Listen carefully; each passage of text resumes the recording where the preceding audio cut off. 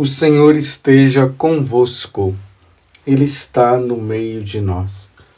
Proclamação do Evangelho de Jesus Cristo, segundo Mateus. Glória a vós, Senhor. Tendo nascido Jesus na cidade de Belém, na Judéia, no tempo do rei Herodes, eis que alguns magos do Oriente chegaram a Jerusalém perguntando: onde está o rei dos judeus, que acaba de nascer? Nós vimos a sua estrela no Oriente e viemos adorá-lo. Ao saber disso, o rei Herodes ficou perturbado, assim como toda a cidade de Jerusalém. Reunindo todos os sumos sacerdotes e os mestres da lei, perguntava-lhes onde o Messias deveria nascer. Eles responderam: em Belém, na Judéia, pois assim foi escrito pelo profeta: e tu, Belém, terra de Judá, de modo algum és a menor entre as principais cidades de Judá, porque de ti sairá um chefe, que vai ser o pastor de Israel, o meu povo. Então Herodes chamou em segredo os magos e procurou saber deles cuidadosamente quando a estrela tinha aparecido. Depois os enviou a Belém, dizendo: ide e procurai obter informações exatas sobre o menino, e, quando o encontrardes, avisai-me, para que também eu vá adorá-lo. Depois que ouviram o rei, eles partiram, e a estrela que tinham visto no Oriente ia adiante deles até parar sobre o lugar onde estava o menino. Ao verem de novo a estrela, os magos sentiram uma alegria muito grande. Quando entraram na casa, viram um menino com Maria, sua mãe.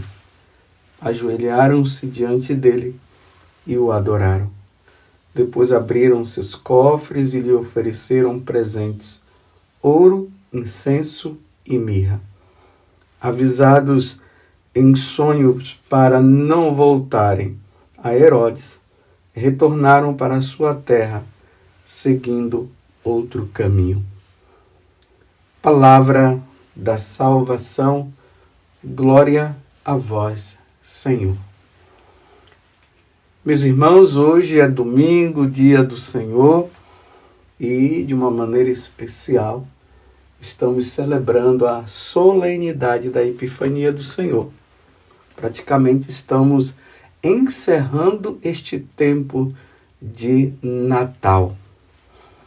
O Senhor que se apresenta àqueles três magos, aqueles três estudiosos das estrelas.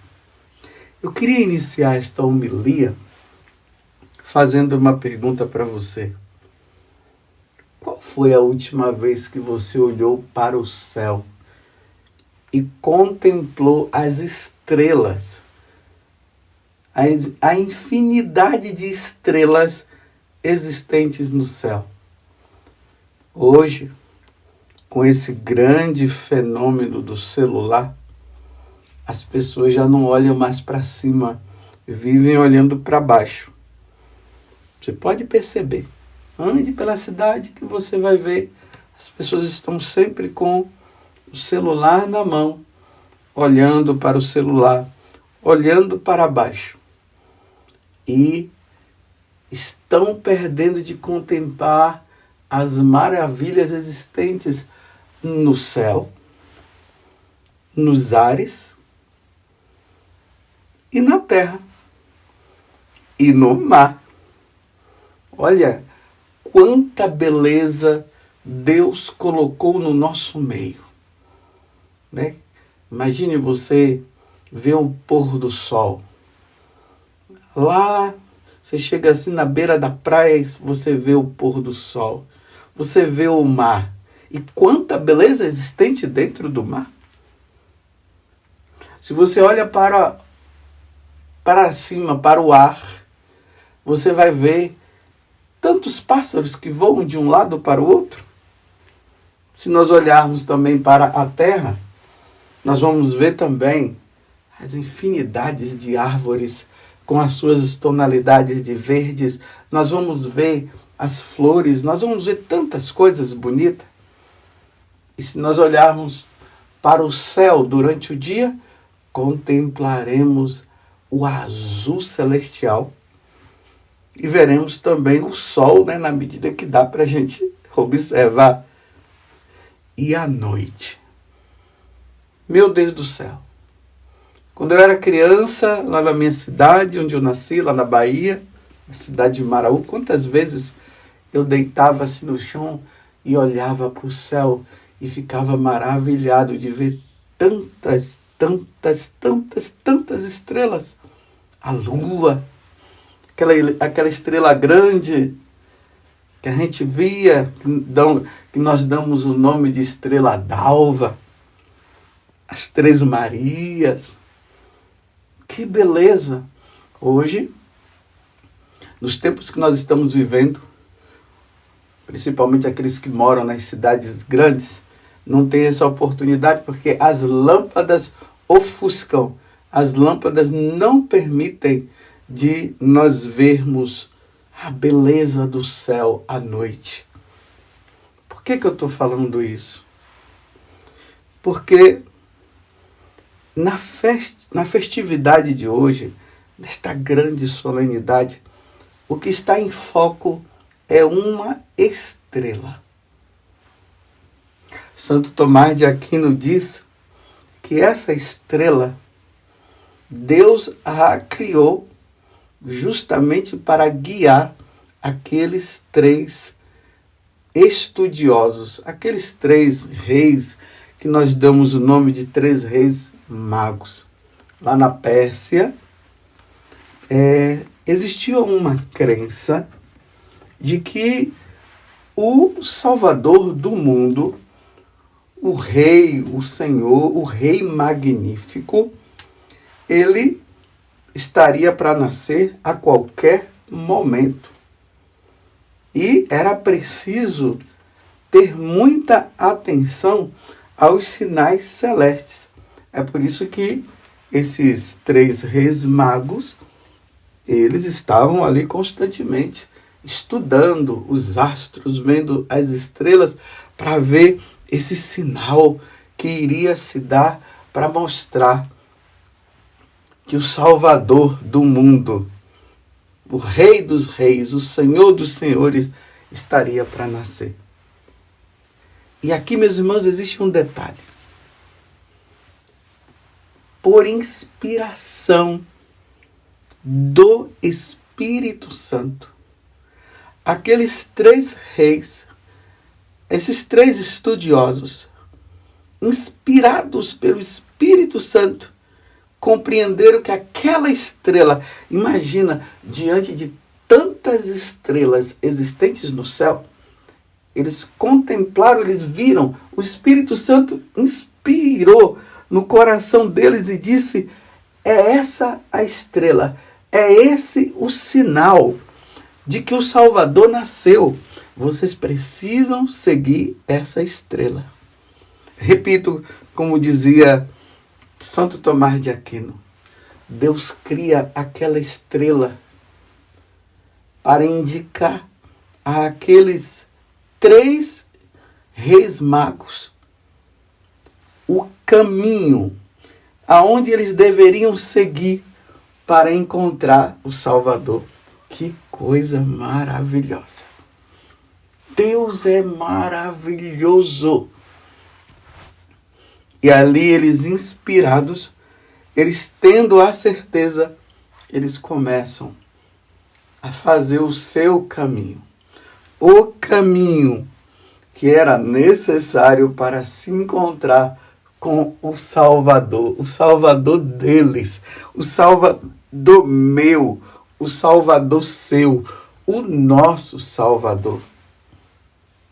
Assim como Deus se utilizou dos anjos para mostrar aos pastores aonde Jesus havia nascido, Deus se utiliza das estrelas para esses estudiosos das estrelas, para eles compreenderem que eles precisariam seguir para encontrá-lo. Deus vai se utilizando de todas as situações da nossa vida para que nós possamos nos encontrar com Ele. E vão eles agora, inspirados pela ação do Espírito Santo, vão seguindo. Quantos dias deve ter sido? Ou quantas semanas? Ou quantos meses? Bem, garanto que uma semana não foi. Foram meses seguindo aquela estrela. E foram, e foram, e foram, e foram, e foram. E quanto mais eles se aproximavam do lugar, mas o coração deles esquentava, esquentava, esquentava. Eles estavam sedentos. Eles estavam com sede de contemplar a face de Deus. E vão. E chegam em Jerusalém. Tudo na maior normalidade. O rei dos reis, o Senhor dos senhores havia nascido em Jerusalém.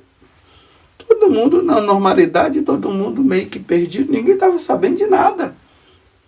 Ninguém tinha atinado para essa situação. Até os judeus até sabiam que o Salvador iria nascer, mas não que já tinha nascido. É importante aqui notar também uma coisa.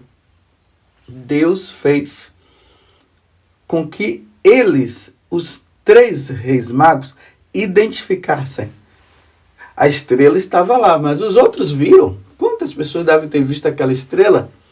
Mas como não estavam numa linguagem usada nos tempos modernos, não estavam conectados com Deus, eles não perceberam. É preciso estar conectados. É preciso estar unido, com o coração unido a Deus, para se perceber as coisas de Deus. Se nós não estivermos numa vida de oração constante, nós não vamos perceber as coisas. Bem, enfim, chega Herodes. Herodes agora atinou, enciumado, achando que o Senhor viria para tomar o trono dele. Ele foi lá, se informou, viu que era isso, e com a intenção má, disse para os pastores para eles irem então a Belém, quando encontrasse, e voltasse para falar com ele, mas o intento dele já era de matar.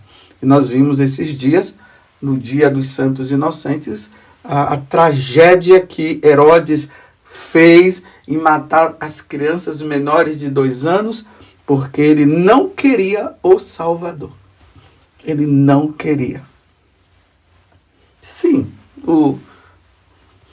os 3 reis não sabiam da intenção de Herodes e eles vão. E a estrela continua guiando. É importante que o que eles disseram, né? Vimos a estrela no Oriente, ou seja, nós estávamos lá no Oriente e nós vimos de lá a estrela e nós viemos aqui para adorá-lo, para adorar o Salvador. E eles saem de Jerusalém e vão para Belém, a cidade do rei Davi, onde o Davi havia nascido. E as profecias diziam também que o Salvador do mundo seria descendente de Davi. E lá, quando eles chegam, aqui narra no Evangelho de hoje essa beleza. Eles vão para Belém,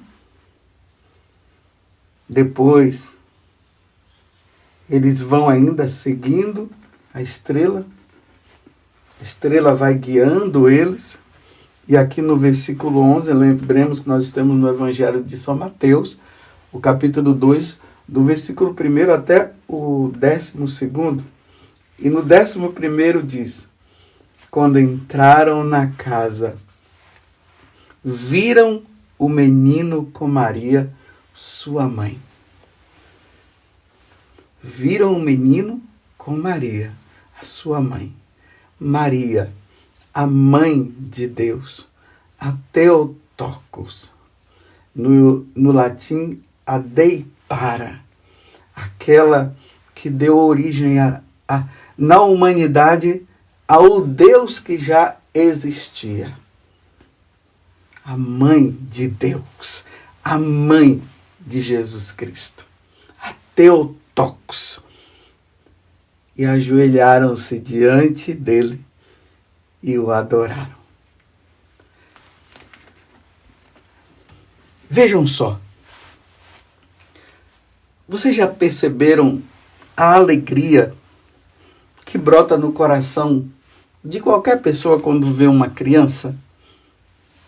Uma criança no braço de uma mãe, ou uma criança no berço. A pessoa ela pode estar entristecida, ela pode estar de qualquer jeito. Mas quem é que não se alegra com o sorriso de uma criança? A pureza de uma criança. Quem não se alegra? Você vê as mães, quando estão com seus filhos nos braços? Nossa, que coisa! A alegria dela de ver aquela criança no braço, o pai também, e os irmãozinhos, quando vêm. Que alegria, meu Deus do céu, é o nascimento de uma criança. Que alegria ela traz. Eu não sei como é que tem pais por aí que não querem ter filhos. Meu Deus do céu, você quer alegria maior do que o nascimento de uma criança? Então, a criança com aquele sorrisinho, e nós dizemos assim, a bochechinha dele, olha os olhos dele, olha, é cabeludo, é cabeluda, veja, não é assim? E todo mundo está ali. Aí os pais, quando são pais de primeira viagem, ou seja, pais pela primeira vez, ficam até com medo, né, de alguém pegar a criança e talvez machucar, e ficam ali, as mães ficam atentas. Tem mães que não dá de jeito nenhum para ninguém, mal para o pai. A delicadeza, a fragilidade traz uma alegria muito grande um bebê. Imagina, meus irmãos, a comoção e a alegria daqueles 3 reis magos que fizeram essa caminhada da Pérsia até Israel, até Belém. Dias e mais dias, noites e noites, sol e um calor durante o dia, um frio durante a noite. Quanto sacrifício eles fizeram. E quando eles chegaram lá, que alegria no coração daqueles homens que eram pagãos. Eles eram pagãos. Que alegria quando eles olharam, quando eles viram aquela criança. E eles não estavam vendo somente uma criança, essa criancinha, esse bebê que eu acabei de narrar, como todo mundo se alegra. Mas pela inspiração divina, eles estavam vendo na pessoa daquele menino Deus. Que alegria, que comoção, que alegria para eles. O Salvador do mundo aqui, nessa manjedoura, ou ali nos braços da mãe de Nossa Senhora com São José ali do lado. Que alegria, o meu Salvador. Aí cada um foi lá, se prostraram, adoraram, mostrando: aqui é o meu Salvador. Eles estavam naquela adoração, renunciando aos ídolos persas, às divindades que eles tinham lá. Eles agora já não precisavam mais adorar aquelas imagens, oferecer incenso e outras coisas. Agora sim, estavam oferecendo ali o incenso, o ouro e a mirra ao verdadeiro Deus, ao Senhor, ao esperado de todas as nações. Vocês compreendem o que estava acontecendo no coração? Eles sorriram, mas ao mesmo tempo choraram também, aquele choro de alegria, aquela emoção interior. Como diz hoje o Salmo o Salmo 71, o refrão: as nações de toda a terra hão de adorar-vos, ó Senhor.